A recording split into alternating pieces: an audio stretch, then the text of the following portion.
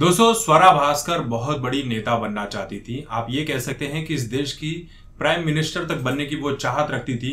लेकिन वो कहते हैं ना कि धोबी का कुत्ता ना घर का रहा ना घाट का रहा। वही उनकी स्थिति हो गई है कि ना पॉलिटिक्स में उनकी दाल गली, दाल पूरी की पूरी जल गई।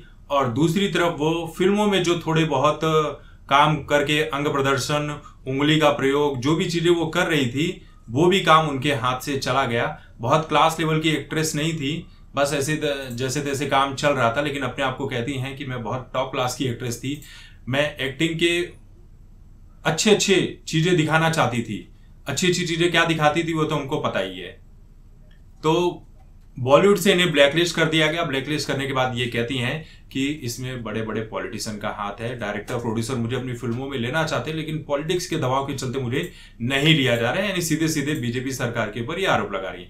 जबकि खुद देश के खिलाफ, देशद्रोहियों के खिलाफ खड़े होकर ना जाने क्या क्या कहा करती थी, टुकड़े टुकड़े गैंग का समर्थन किया करती थी। तो जैसी करनी वैसी भरनी तो होना ही था। अब खबर ये भी आ रही है, कई लोगों ने शेयर की है कि इनका तलाक भी होने वाला है। और हो जाए, इसमें कोई दो राय नहीं है भैया। इनके यहाँ पर तो ऐसा होता है, बड़ी ही कॉमन सी चीज है। वैसे तलाक की चीजें तो बड़ी कॉमन हो गई है आजकल। तो क्या हिंदू क्या मुस्लिम सब जगह हो रहा है। तो स्वरा भास्कर का भी हो जाए तो उसमें क्या ही हो जाएगा और इन्हें क्या ही फर्क पड़ेगा।